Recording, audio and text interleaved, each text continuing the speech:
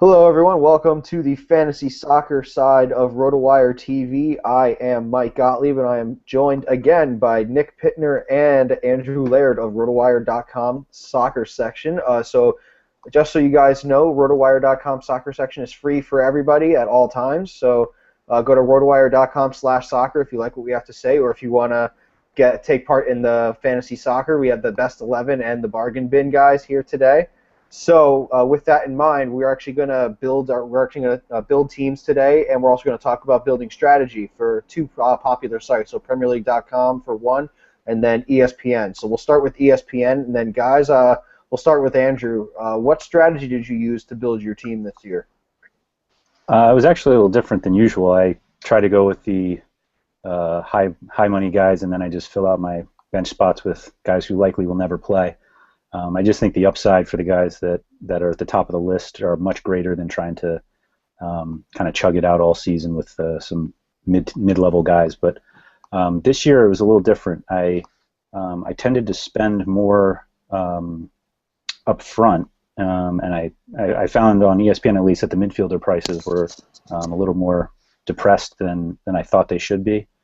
So I thought I got pretty good value in there. I went after guys like Ross Barkley and Christian Eriksen, who were both under 7. I think they used dollars in ESPN's game, for us at least. I think that's pretty good value versus somebody like Robin van Persie up front, who's over 9. So I tended to pay for forwards. I went with RVP, Alexis Sanchez, and Wilfried Boney, who I guess is a little bit on the cheaper side, but and then I kind of filled out from there. And then, Nick, did you do anything different for ESPN.com League? Did you do like a stars and scrubs type deal for the bench, or did you try to even it out and try to have a full roster? Yeah, I tend to like a more balanced squad, just to be safe, so I'm not frantically looking for players in case someone goes down to fit in my starting lineup. But kind of like Andrew, I get the foundational players, mostly strikers and midfielders that I know I can count on for points, and then try to find bargain guys down the price list. I think Remy Cabella is pretty cheap for midfielders at $5.8. So some of those midfield gems I like to unearth in my mind. And then in terms of defense, I normally go for the cheapest defender who I know will play on the best defensive teams. For example, Matthew Debuchy, players like that.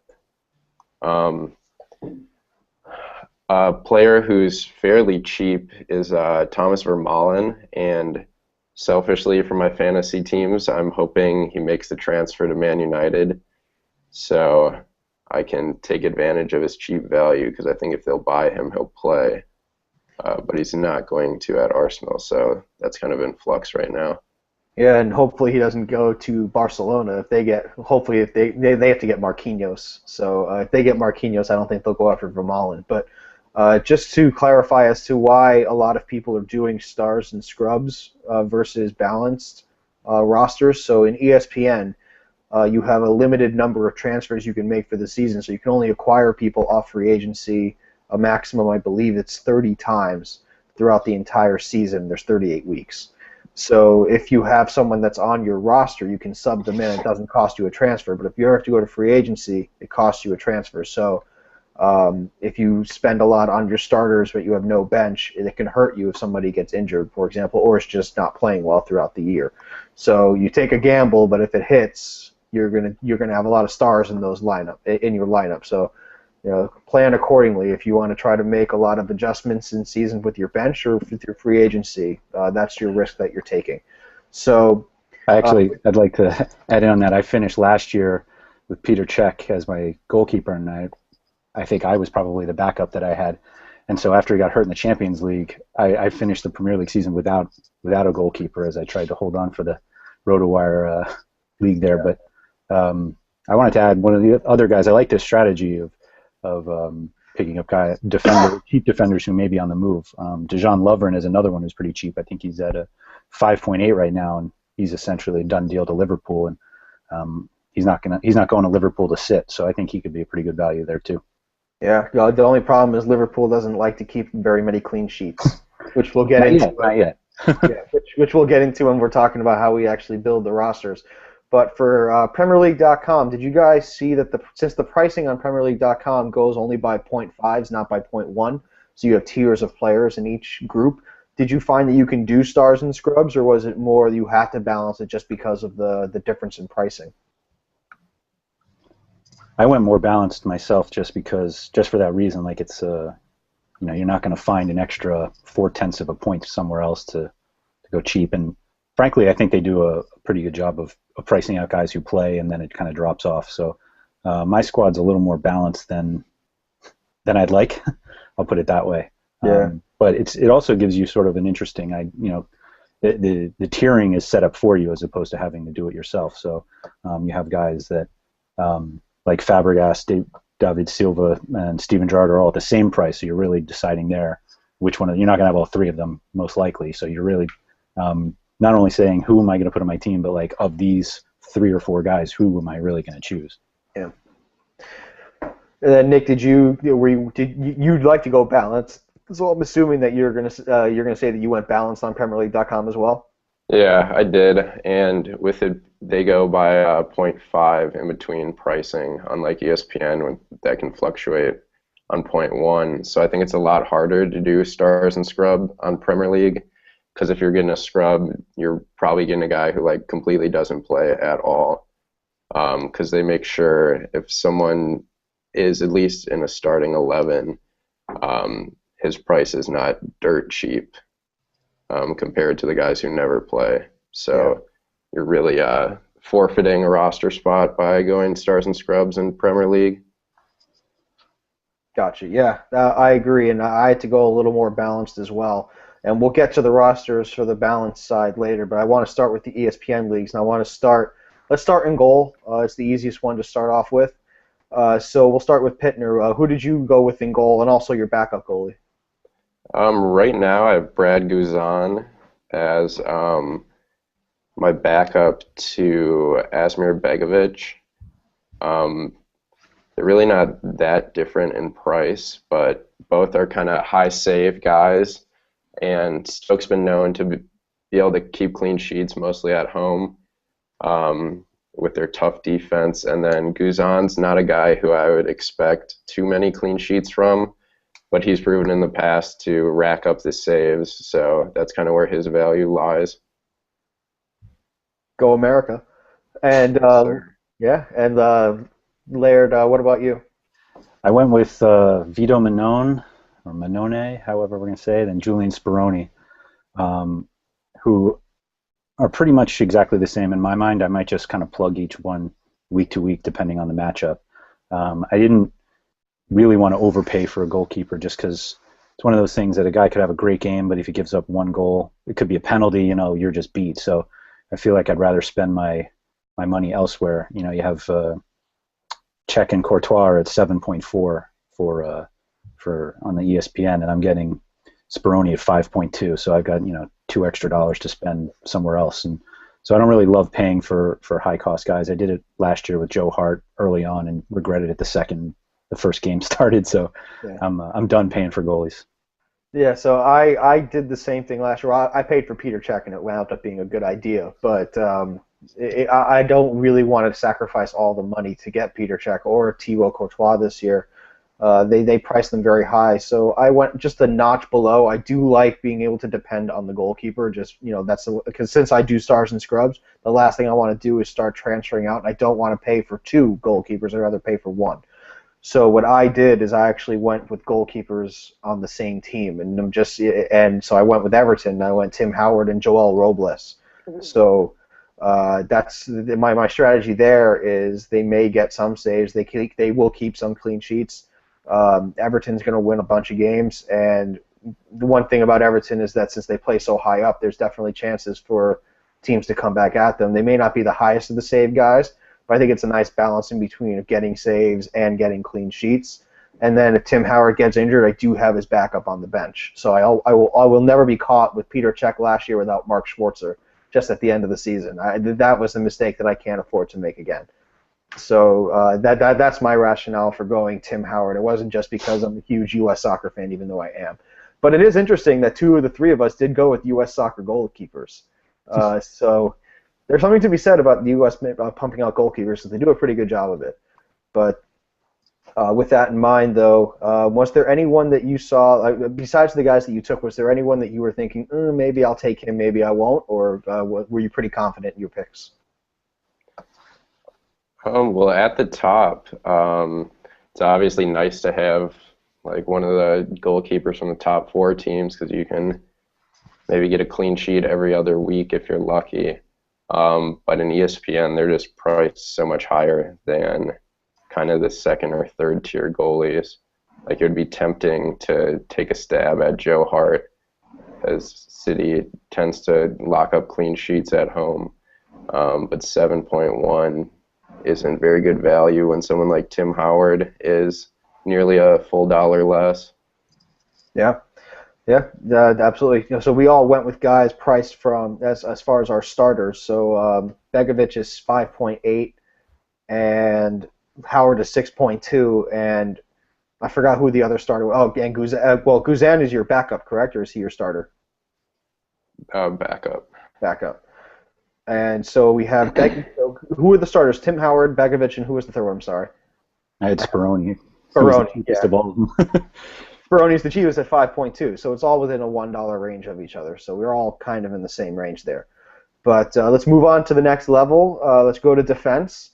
And judging from what you guys were saying, I think we're going to have a lot of similarities in our back. Well, I'm assuming it's going to be back 3. Did you guys in your starting lineups? You go 3, 4, or 5? 3 defenders. Yeah, I had no reason. Just because you can't count on them for goals. It's really just hoping for clean sheets. It can obviously change on a week-to-week basis, but I want to get as many attacking players in my side as possible. Yeah, I totally agree. There's just not enough upside. Even the clean sheet, you end up with 7 points in the ESPN game, and then if they do anything else, but you don't have defenders who are going to score every 3rd game. They score every 10 games. So there's no reason to have any more than 3, in my opinion. Yeah. So let's go into the guys, and then after that we'll see how many center backs versus fullbacks there are in the lineups, because I'm intrigued to see how this will break down. But Laird, we'll start with you, and then I'll go, and then Pitner will close with you. I started off with Seamus Coleman immediately, and when I saw that he was about the 6th or 7th highest price defender on the ESPN game, that was a slam dunk for me. There's just, as I just was crapping on guys who don't score that these guys don't score.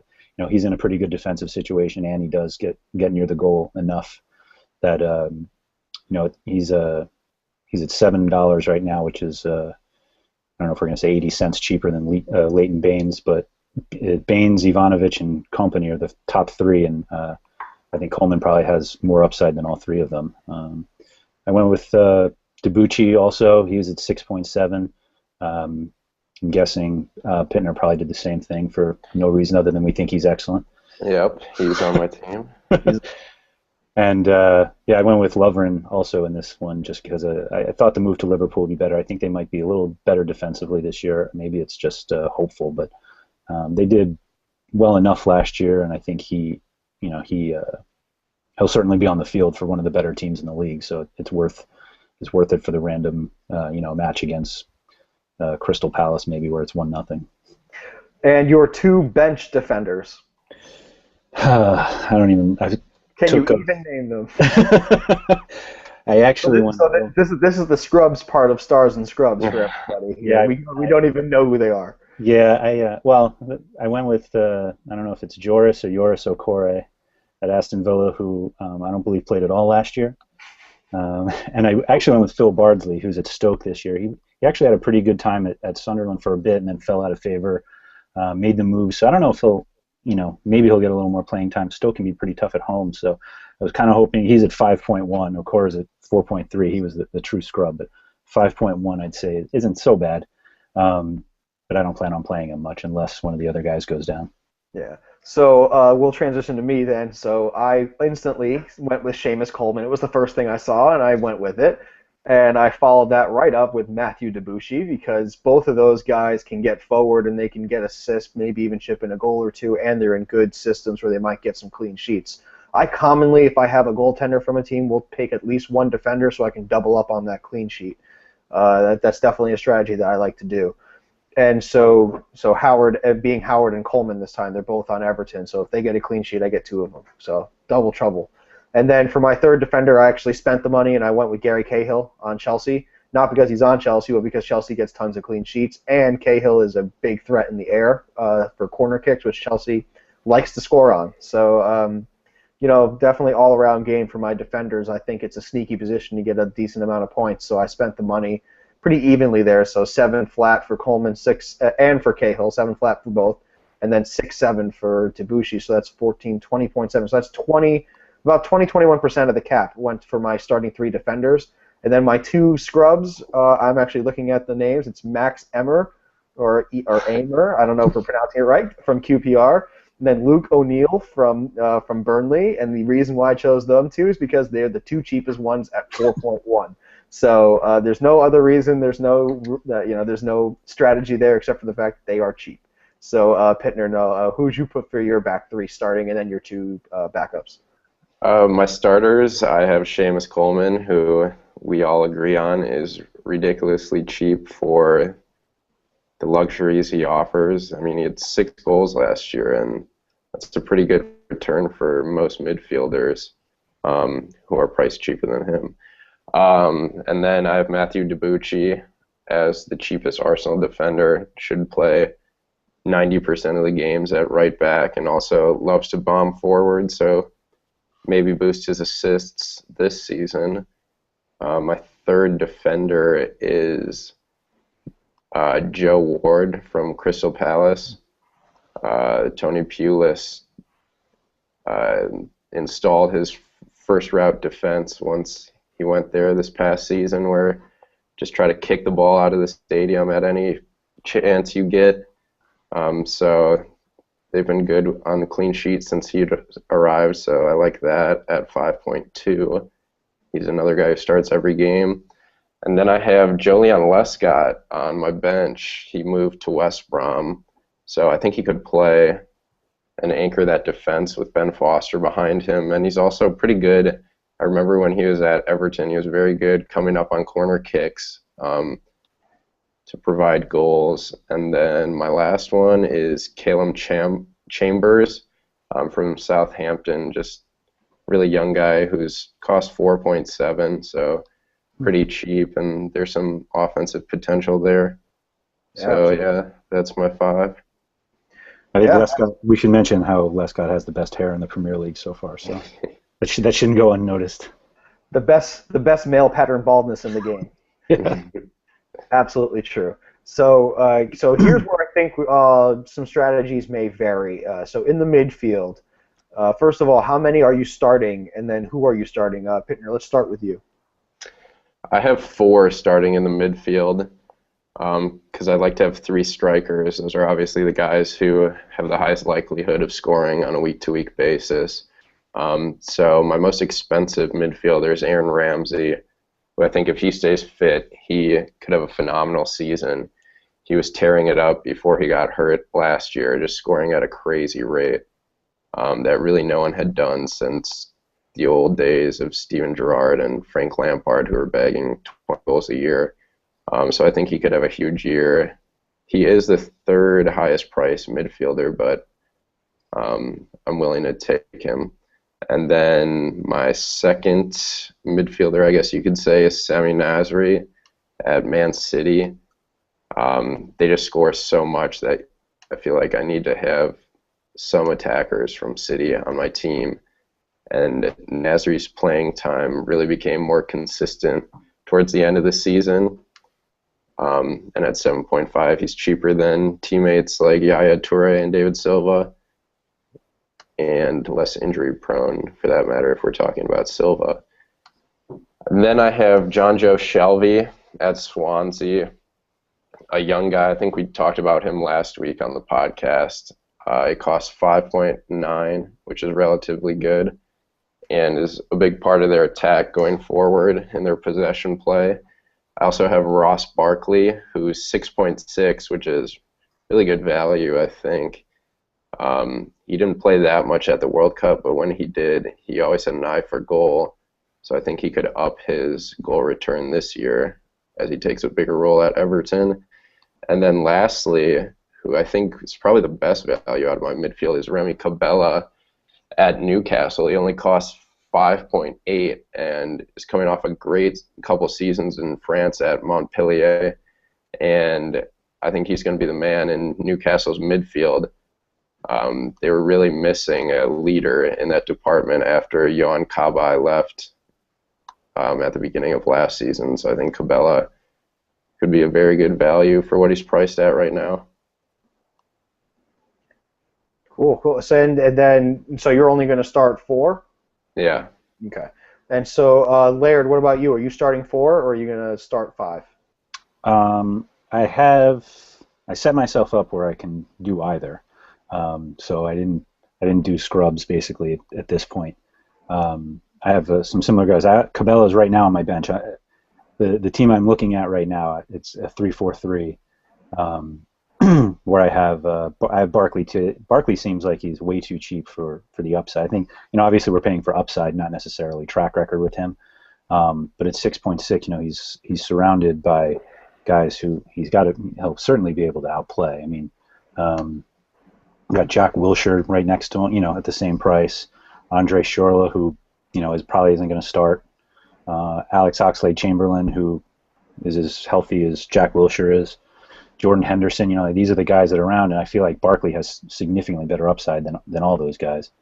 Another one who's in that range. So Barkley was at 6'6". I've got Christian Eriksen at 6'8", who I think is undervalued as well.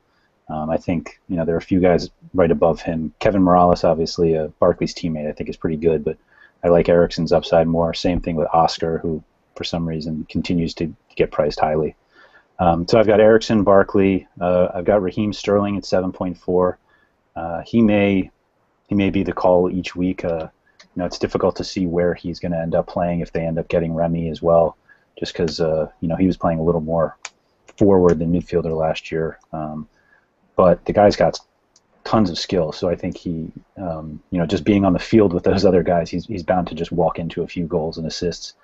And then my last one, as of today, is Mesut Ozil, who I think could certainly be in line to lead the Premier League in assists this year, just given the weapons that he has around him and the fact that he doesn't like to shoot anyway. We've kind of harped on this before, but I like his value at 7.9. He's cheaper than Juan Mata, who I don't really love yet, just because I haven't seen enough of him succeeding in Man U to pay $8 for him. Theo Walcott at 8.2. He's probably not coming back till September, so paying out now for the idea that he could be healthy. If he comes back in September, he's probably not really playing until October, November. Santi Cazorla is at 8.3. These are guys who just don't have the upside that Ozil does. It might take Lallana and Fabregas a little time to get used to their new surroundings. So I thought Ozil was the safer pick in that region, right above David Silva. Yeah, I totally agree. There's no disagreement from me here on any of those guys. In fact, I thought of a lot of the same guys as you did. I went slightly differently because I actually picked two guys. So I'm really afraid to do this because the guy who I picked last week to be a kind of sleeper this year is Andy Carroll, and if you haven't heard yet, he's already injured and he's out for 4 months. Just don't even say it, Mike. Don't. So I have no choice. I have to say everyone who's on my team, and two of these guys actually are sleepers of mine, and they both come from the same team. So I'll start with them. So I'm going to Hull City in the midfield. I'm going with two of them, and so the new boy Tom Ince. So at Hull as a winger, someone who can get forward and who can score goals and get some assists, and also Robbie Brady. So Robbie Brady at the beginning of last year led the team in shots, led the team in goals, took penalties. Also a winger in the midfield, and then he got hurt. So those are two guys that I'm tipping as, I'm hoping one of the two goes off. So when I go 3-4-3, I can only have to play one of them, whoever's starting. However, in the early parts of the season, I'm actually going to start all 5 because as we get to the front 3, so first of all, let me get to my other 3 midfielders. So I also have Ross Barkley. So across the board, we all identified 6'6" is way too low. And then I also took Adam Lallana at Liverpool, and I took Eden Hazard of Chelsea, 2 guys that I feel like could have offensive explosions this year. So now that Chelsea has a proper holding striker, so Diego Costa can actually pass and hold the ball up, so that will always help for guys like Hazard and Willian and Schürrle, whoever's playing on the outside in that midfield 3 behind the striker. So I think Hazard will score more goals this year, maybe not create as many, but score more, and he'll just always be around the ball. And then Adam Lallana is just an explosive talent. We saw it at Southampton, and now at Liverpool with that system, it could be a 20-25 goal season for him as a midfielder. Frank Lampard type numbers when he was younger. So I'm hoping for big things from those two. Spent a lot of money doing so. 9.4 for Hazard and 8.1 for Lallana. Lallana even more expensive than Mesut Ozil, who, as you said, may lead the league in assists, and it probably won't even be that close. So, what did you pay for Brady and Ince? What were those? Well, yes, Brady is 5'3" and Ince is 5'5". So, decent value there. Both of those guys combined, I don't think are worth. I think they're combined. I think they're less than what Yaya Toure costs. So maybe 0.1 more. I think Yaya Toure's 10.7. But either way, I think those 2 guys have tremendous value on Hull City because I like what Steve Bruce is doing there, and I think those 2 guys can feature as offensive studs, and they definitely paid for Ince, so I think he's going to play. So so first of all, before we go to my forwards, because I'm going to start off with the forwards. What do you guys think about those 2 guys at Hull? How long until they get injured? I'm not sure about that. I think it's insane that Thomas Ince turned down Inter Milan to go to Hull. He might be the only person in history to ever consider doing that, let alone pull the trigger. But that being said, if Inter Milan's after him, he has to have some talent. So that could be a nice sleeper pick. Yeah, I think I like the call of both. Brady hasn't played competitive matches for a while, so that might be a little, he might start slow. But I like the idea of having both, especially since you said you gave yourself the flexibility of being able to bench one with the strikers you have, which I'm on the edge of my seat to find out who they are. So my strikers they're all pretty expensive, but so one of them is injured. So I'm playing. The first one is Christian Benteke, who is injured, and he only costs 7.3, and I'm playing the long-term game. So as he comes back and makes his recovery, he started some light training recently. So when Benteke comes back, 7.3 will be way too low, and I'm sure it's going to be bumped up as he gets closer to returning. So I want to buy low on Benteke because he's one of my favorite players. We've talked about it many times.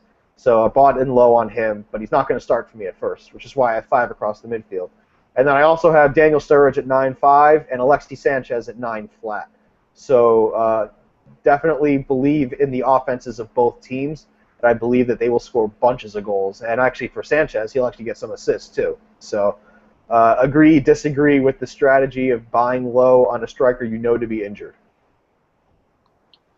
I, like you said, you gave yourself the flexibility to not play him right away. I question doing it at this point.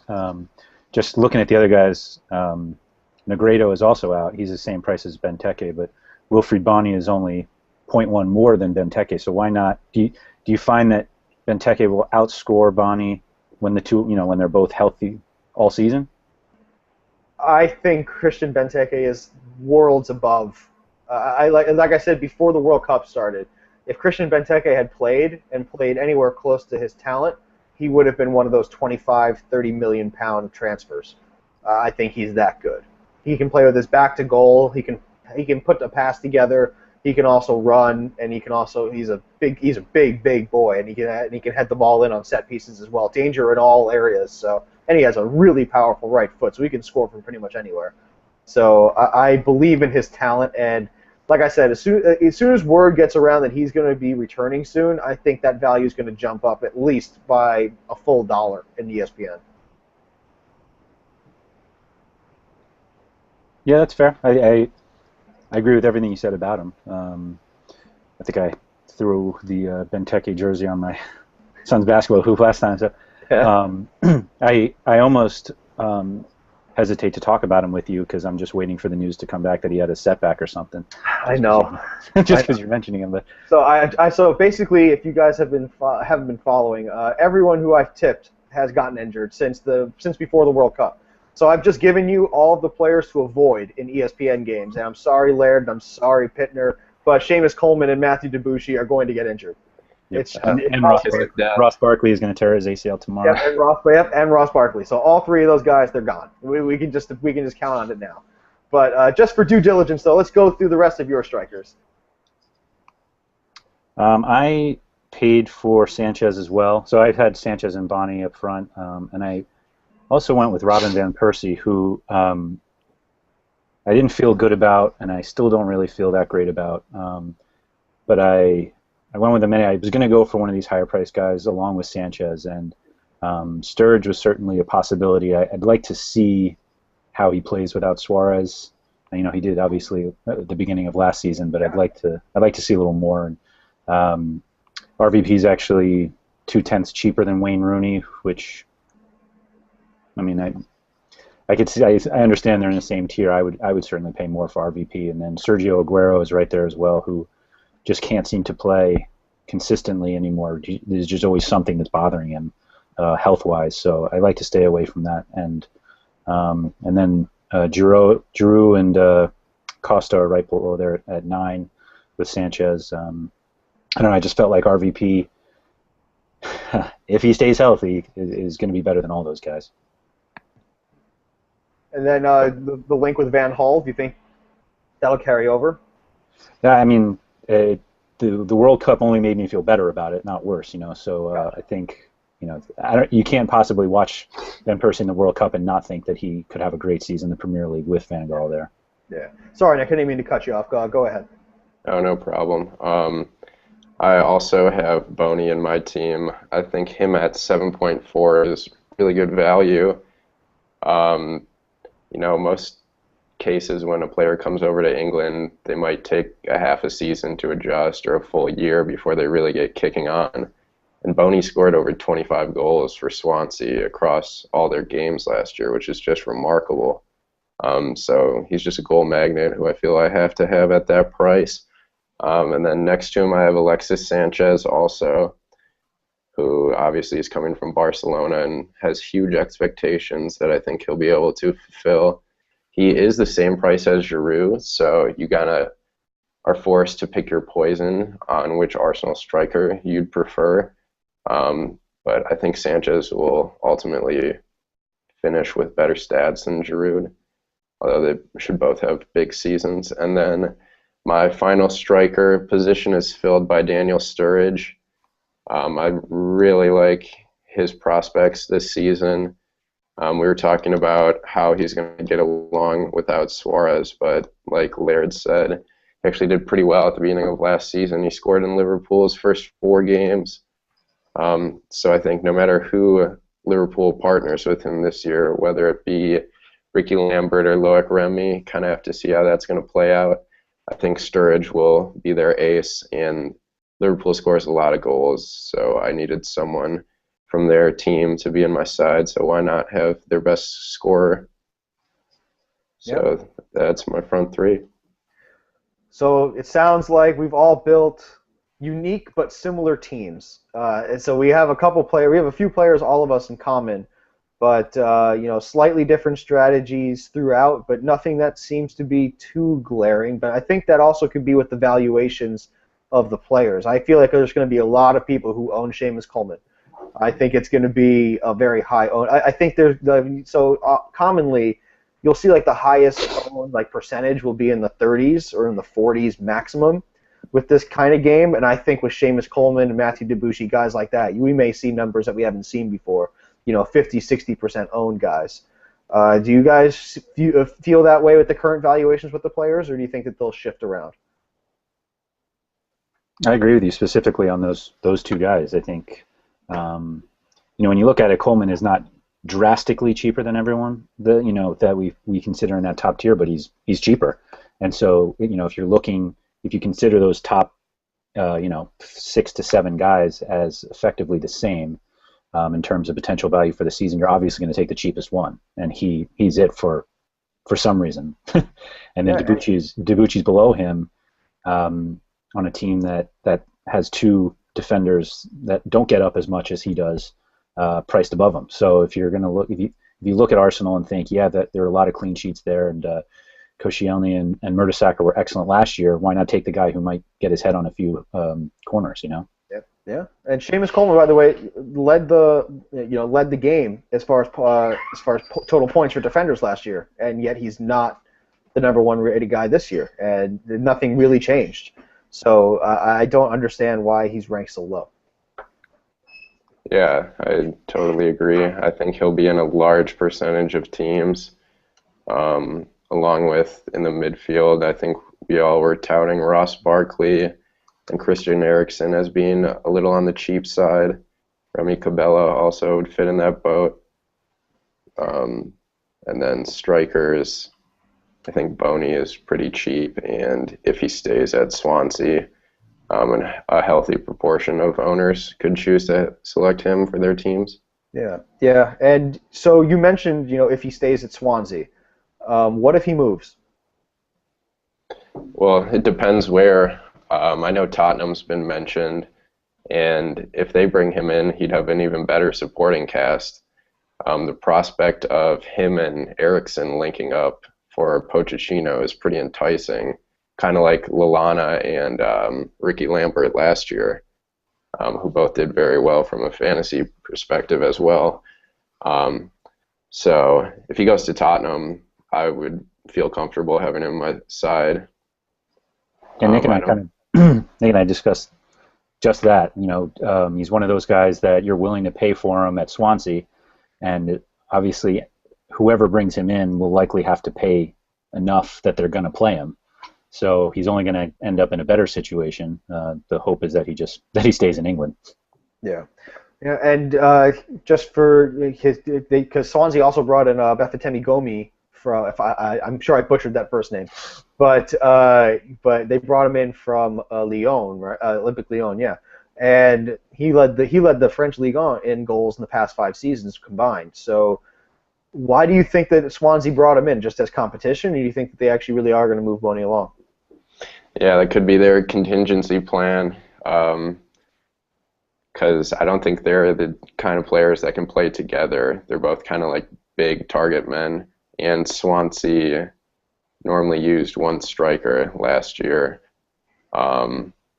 So it's hard to see why they would have both of them. Swansea's not a very rich club, so maybe they were looking towards the future, knowing that Boney could be on the move.